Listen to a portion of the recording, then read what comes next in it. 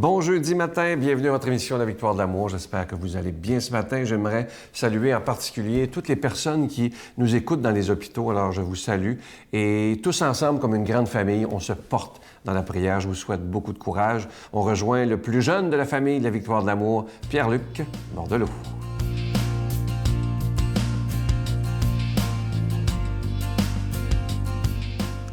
Est-ce que vous trouvez ça difficile de prier seul? Est-ce que vous le faites en groupe? Ce matin, dans ma chronique, je suis très heureux de m'arrêter à un lieu de sens ou un groupe de sens et j'aurais jamais pensé à en parler et je trouve ça vraiment intéressant. C'est Pierrette qui m'a écrit pour me le suggérer. Alors, tous ces lieux-là, moi, je les connais pas. Toutes ces idées-là, je les connais pas. Raison de plus pour m'en suggérer. Des fois, je me dis, coudonc, ça peut être intéressant, on pourrait en parler. Il s'agit des chapelles d'adoration. Bien, tout simplement, j'y avais pas pensé, mais je trouve ça intéressant. C'est vrai que ce sont des lieux, des moments remplis de sens pour se réunir pour prier. Je ne sais pas si vous êtes au courant de ces chapelles d'adoration. Ça fait déjà plusieurs années que plusieurs diocèses mettent sur pied, dans le fond, différents groupes de prière. Des gens qui se réunissent, souvent dans l'église de leur quartier, l'église de leur coin, ou ça peut être dans une réelle chapelle, un petit lieu là, à eux, et ils prennent le temps d'adorer en Eucharistie Jésus, finalement. Ils prennent le temps de vivre leur moment de prière. Ils prennent le temps de s'enraciner dans leur foi chrétienne ensemble, en silence, pour se rappeler à quel point il n'y a que ça qui compte, finalement, la prière. C'est moi, je suis un gars qui parle beaucoup dans la vie, vous le savez, je pense, ça se sent, ça se voit tout de suite. Et des fois, il faut arrêter de parler. Il faut vivre la prière. Il faut simplement être. Et ces personnes-là qui se réunissent, je les admire beaucoup. Je trouve ça génial. D'ailleurs, il n'y a pas si longtemps, j'ai été invité par des responsables d'un groupe d'adoration qui mettaient sur pied une journée de conférence, une journée de rencontre pour les remercier, ces gens-là. Ça, je trouvais ça intéressant. Et ils m'ont invité dans ce cadre-là pour m'adresser à eux. Et c'est sûr que je leur ai dit, vous savez à quel point vous êtes plus des modèles pour moi que là. Moi, je ne sais pas pourquoi je viens vous parler, en fait. Ça devrait être vous, devrait vous écouter. C'est ce qu'on a fait un peu dans ce moment d'échange. Mais cette journée-là, il y a une personne qui m'a rappelé que tu sais ce qu'on vit aujourd'hui dans ces groupes d'adoration-là, dans les chapelles d'adoration. On fait simplement respecter le premier commandement. Je fais, ben oui, c'est vrai. Premier commandement, je vous le rappelle, tu aimeras le Seigneur ton Dieu de tout ton cœur, de toute ton âme et de toutes tes forces. C'est vrai. Aimer le Seigneur, l'aimer, prendre du temps pour lui, être avec lui, l'adorer, le prier. Alors, c'est un rappel du premier commandement. Je trouve ça vraiment intéressant. Et je me dis, pourquoi pas partir ça dans votre coin si ce n'est pas déjà fait d'ailleurs, ou pourquoi pas vous joindre à ces gens-là? Pourquoi pas prendre le temps dans la semaine, un temps où on se retire? Puis des fois, c'est le soir, comme le jour, on se retire pour être en adoration.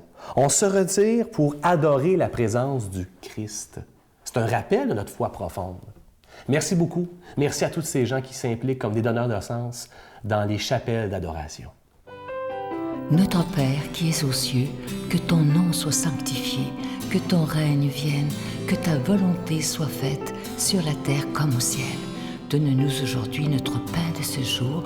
Pardonne-nous nos offenses comme nous pardonnons à ceux qui nous ont offensés. Ne nous laisse pas entrer en tentation, mais délivre-nous du mal, car c'est à toi qu'appartient le règne, la puissance et la gloire pour les siècles des siècles. Amen. Donne-moi rendez-vous dans l'éternité, qu'il faut croire toujours en toi. Mais mon Dieu, j'ai besoin de toi, comme lui, savoir dresser la table, chanter l'amour, gens de toute la terre. Prends mon cœur, je l'ai gardé pour toi, mon Dieu. La victoire de l'amour, c'est la force de la foi. On a tous un rendez-vous dans les bras. Si vous saviez comment je suis heureux de vous parler du cadeau du mois de juin, je vous dis, c'est une belle exclusivité de la Victoire de l'amour. Ça nous vient directement de l'Italie. Vous voyez à l'écran, c'est une belle croix murale qui est en bois et vous voyez le magnifique nom de Jésus qui est doré. C'est avec un don de 25 $. Et si vous en voulez deux pour en donner à des cadeaux, parce que ça se donne vraiment bien en cadeau, c'est avec un don de 40 $. Évidemment, j'espère qu'elle aura une place de choix dans votre maison, dans votre entreprise peut-être, ou dans votre... il y a des gens qui sont peut-être dans une maison de personnes âgées, un CHSLD, que Jésus soit bien en vue et afin qu'on puisse se rappeler de lui demander de l'aide lorsque ça ne va pas. Et moi, je peux vous dire que j'en ai deux chez moi et j'ai pas honte de montrer ce Jésus que j'aime tant. Alors, je vous rappelle que c'est avec un don de 25 $ et si vous en voulez deux, avec un don de 40 $. Et je vous rappelle aussi que cette croix, elle est déjà bénie. Je vous donne l'adresse, la Victoire de l'amour, casier postal 120, succursale Boucherville à Boucherville, le J4B 5E6, je vous la redonne, la Victoire de l'amour, casier postal 120, succursale Boucherville à Boucherville, le J4B 5E6. Également par téléphone, par carte de crédit du lundi au vendredi de 8h30 à 16h30 dans le 514-523-4433, 523-4433 ou sans frais, le 1-888-811-9291, 1-888-811-9291 et aussi sur notre site Internet, le www.lavictoiredelamour.org. Alors, je vous rappelle cette belle croix en bois avec le magnifique nom de Jésus qui est doré, évidemment, et cette croix nous provient directement d'Italie. Je vous remercie de tout cœur de votre prière et merci aussi de votre grande générosité parce que tout ça est possible grâce à vous.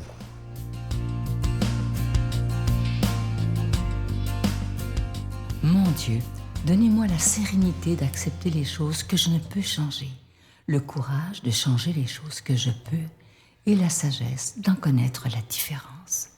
Amen. Aujourd'hui, la proclamation de la parole de Dieu est faite par Brigitte Bédard.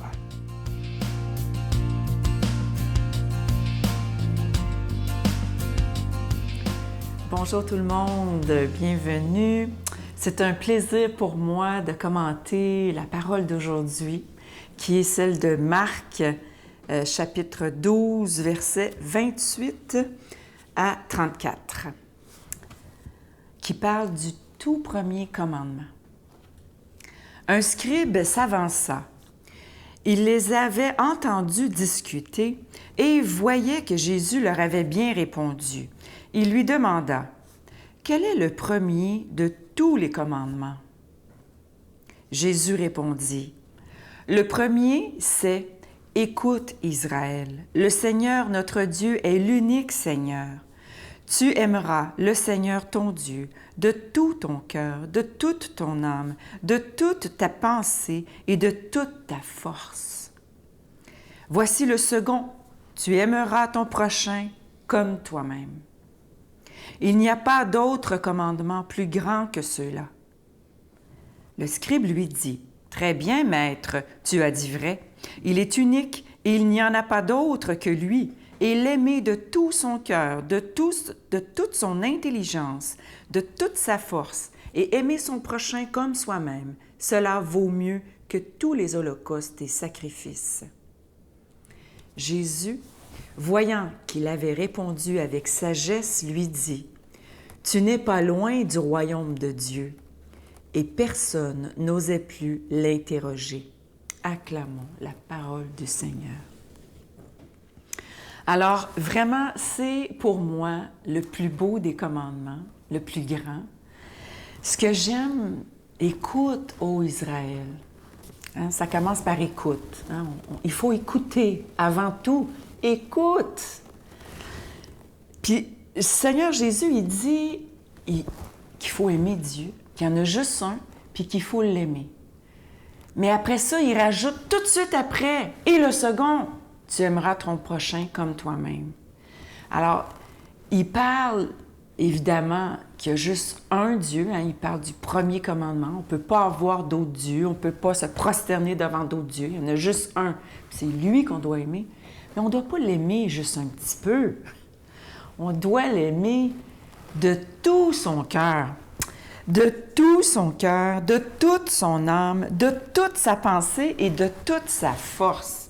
Alors nous, on serait portés à dire qu'il faut l'aimer, là, vraiment, là, de tout son cœur, là, de toute sa pensée, de toute son intelligence, hein, comme dit le scribe. Mais c'est plus que ça. Pour les Juifs, puis même pour nous chrétiens, hein, on a hérité de cette spiritualité-là. Il n'y a pas de différence entre le corps et le cœur et la pensée. On est un corps, on est une âme, on est les deux. On n'est pas juste une âme, on n'est pas juste un corps.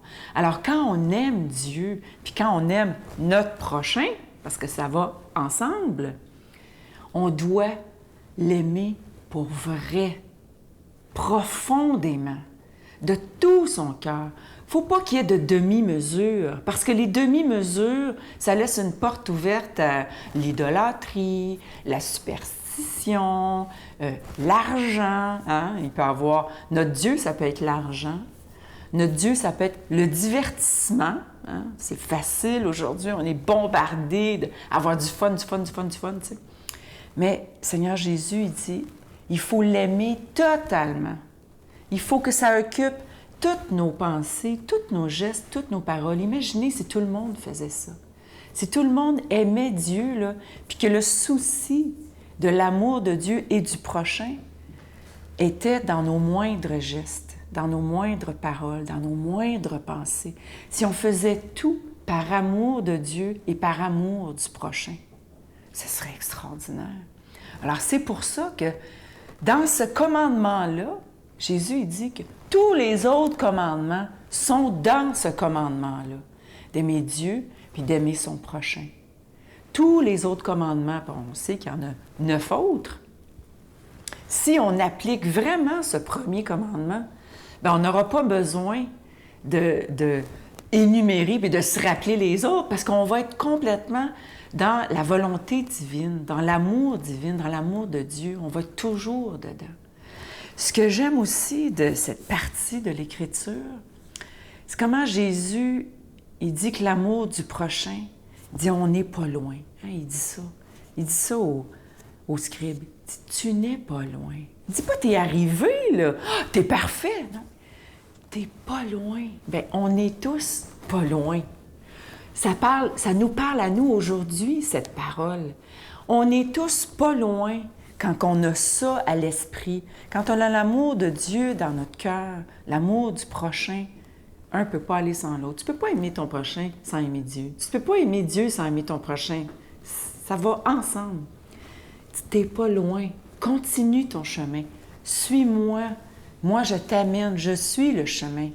Je vais t'amener au royaume. Tu n'es pas loin. Continue. Moi, ça me parle beaucoup. Et je demande au Seigneur de nous bénir dans son amour, au nom du Père, du Fils et du Saint-Esprit. Amen. Je vous salue Marie, pleine de grâce. Le Seigneur est avec vous.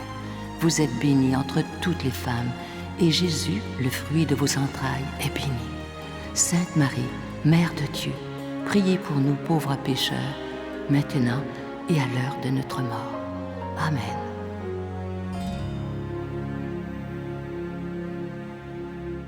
Je vous laisse avec un beau proverbe tibétain ce matin, et c'est très, très beau. Écoutez bien ceci, je vais le dire lentement. Si un problème a une solution, il ne sert à rien de s'inquiéter. Mais s'il n'en a pas, s'inquiéter ne changera absolument rien. Et ça, c'est tellement vrai. Apprenons à arrêter de nous inquiéter pour rien. Souvent, même moi, ça m'arrive, je m'inquiète pour des affaires et finalement, tout se règle toujours lorsqu'on fait confiance au Seigneur totalement. C'est ce que je nous souhaite aujourd'hui, d'avoir une confiance totale en ce Jésus qui est maître de l'impossible de demain. Scène typique là, d'un couple qui s'est chicané et puis je l'ai laissé partir à la maison tout seul. En voulant pas me chicaner plus parce que je me disais que ça donnait absolument rien de me chicaner dans l'état où il était. Donc, je suis retournée chez mes parents où mes enfants étaient parce qu'ils les gardaient pour la nuit. Et puis, lui est rentré seul à la maison et il a commis l'irréparable.